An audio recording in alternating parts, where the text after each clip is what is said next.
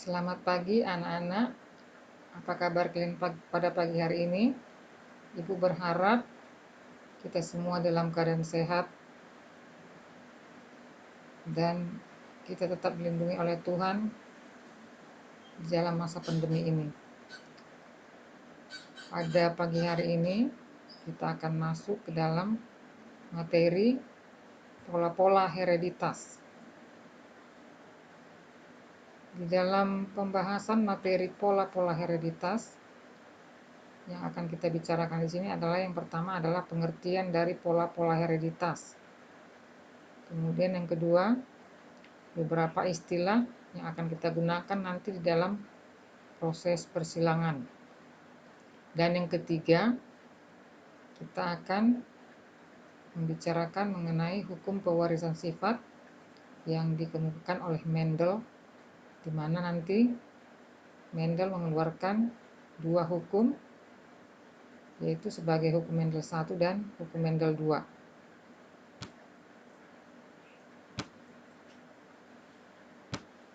Baik, pengertian dari pola-pola hereditas. Pola-pola hereditas yaitu mekanisme pewarisan sifat mengikuti aturan-aturan tertentu. Jadi, hereditas itu adalah pewarisan sifat, di mana mekanismenya itu seorang anak atau seorang keturunan akan mendapatkan warisan 50% dari ayah atau dari induk jantan, 50% dari ibu atau induk betina.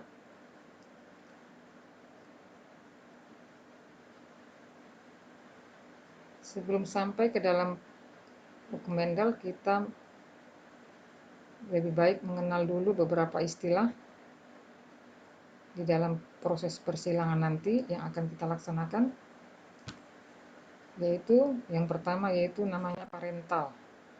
Biasa kita singkat dengan huruf P. Parent, orang tua, induk.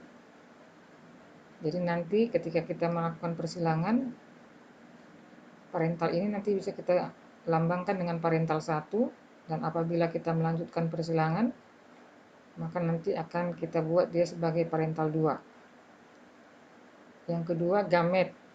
Kita singkat dengan huruf G. Gamet itu adalah sel kelamin.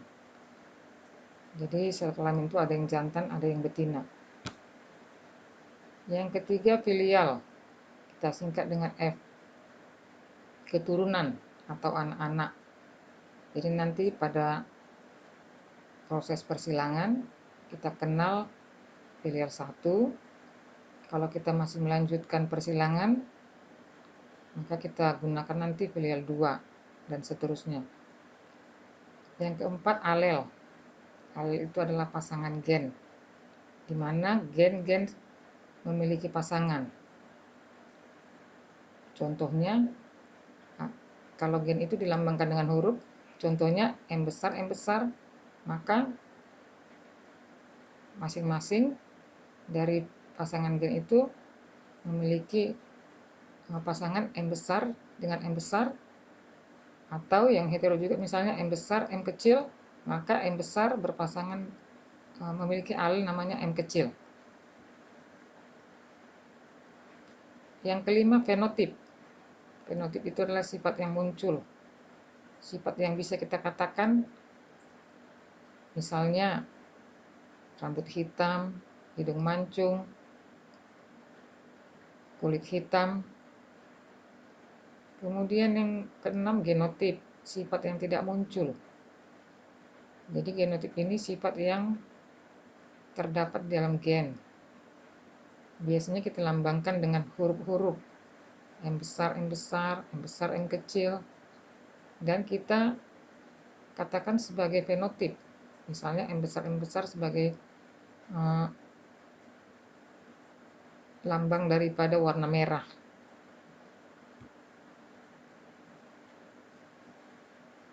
Kemudian homozigot. Homo itu sama, berarti pasangan gennya memiliki huruf yang sama.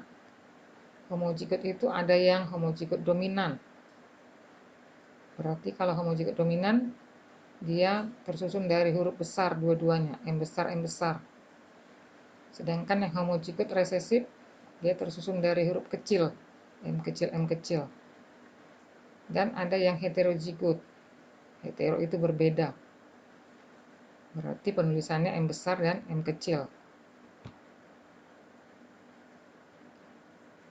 Nah, kita sampai kepada hukum pewarisan sifat. Ilmu yang mempelajari tentang pewarisan sifat atau hereditas disebut sebagai genetika. Ini adalah gambar dari bapak genetika, yaitu Gregor Johann Mendel, atau yang lebih kita kenal dengan Mendel. Mendel banyak melakukan penelitian tentang pewarisan sifat.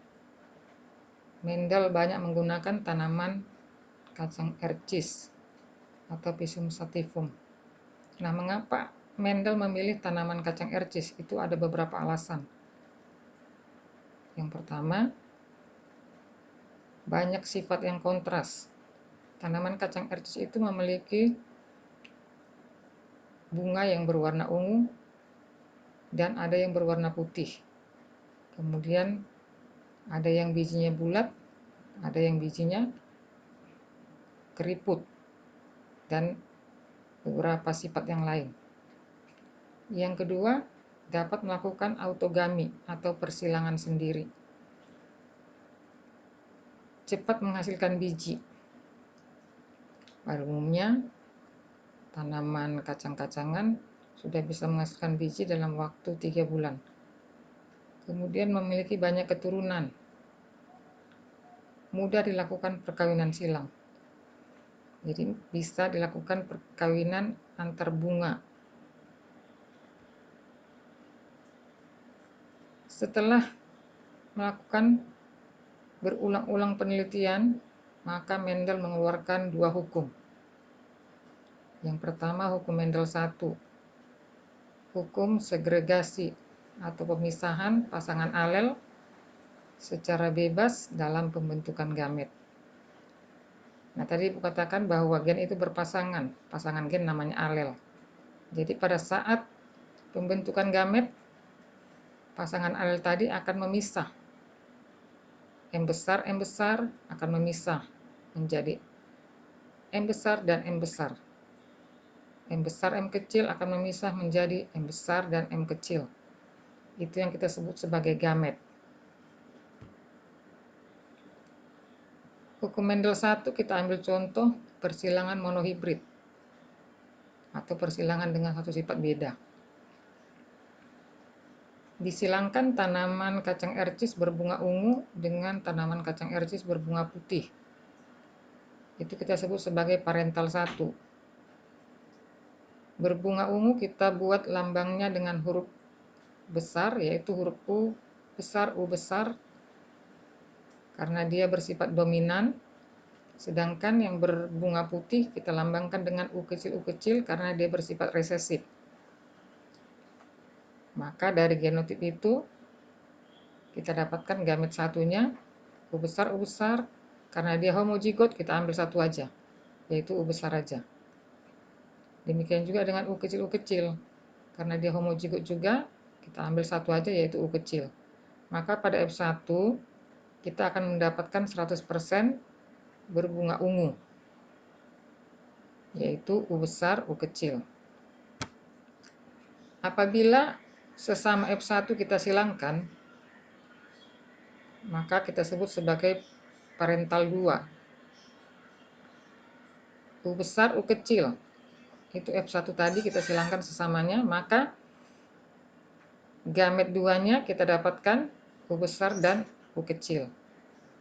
Antara jantan dan betina sama dia. Untuk mendapatkan keturunannya, kita masukkan ke dalam papan catur sebagai F2. Gametnya tadi ada 2, U besar, U kecil. Maka papan caturnya ada 4, 2 kali 2. Maka nanti akan dihasilkan rasio genotip F2, U besar, banding U besar U kecil, banding U kecil U kecil, U besar ada 1, U besar U kecil ada 2, dan U kecil ada 1. Rasio fenotip, U besar U besar U kecil berbunga ungu ada 3, berbunga putih U kecil ada 1. Kalau kita buat persentase, maka ungu 75% dan putih 25%. Hukum Mendel 2. Hukum asortasi atau berpasangan secara bebas yang bukan alelnya pada pembentukan gamet.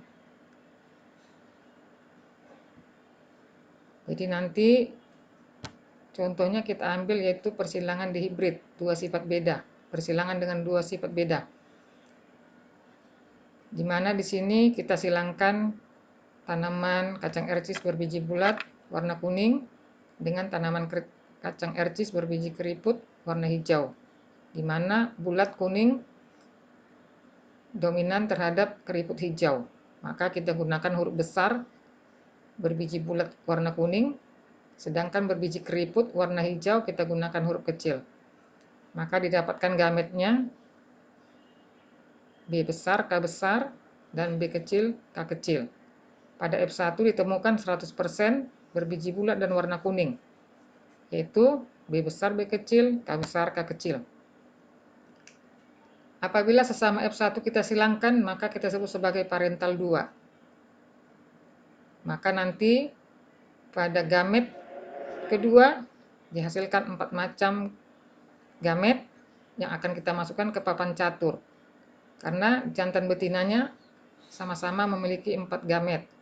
Masukkan ke papan catur, maka nanti keturunannya ada 16, yaitu 4 kali 4, sesuai dengan gametnya.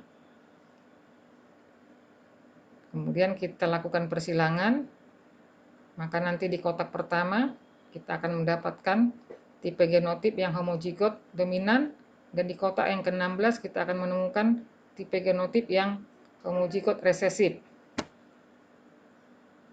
Dari hasil persilangan pada P2, maka didapatkan rasio genotipnya B besar, B besar, K besar, K besar, B besar, B besar, K besar, K kecil, B besar, B kecil, K besar, K besar, B besar, B besar, K kecil, K kecil, B besar, B kecil, K besar, K kecil, B kecil, B kecil, K besar, K besar, B besar, B kecil, K kecil, K kecil, B kecil, B kecil, K besar, K kecil, B kecil, B kecil, K kecil, K kecil.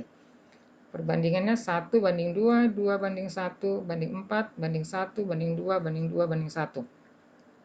Di mana rasio fenotip F2-nya bulat kuning ada 9, bulat hijau ada 3, keriput kuning ada 3, dan keriput hijau ada 1. Nah, itulah persilangan yang dilakukan oleh si Mendel. Mudah-mudahan apa yang Ibu jelaskan anak-anak bisa mengerti, dan kalau misalnya masih ada yang belum mengerti, boleh nanti bertanya melalui grup Telegram. Kapan saja Ibu bersedia menjawab. Untuk pagi ini materi kita sudahi dengan harapan anak-anak tetap belajar dan tetap menjaga protokol kesehatan dimanapun berada. Semoga Tuhan selalu melindungi kita. Terima kasih.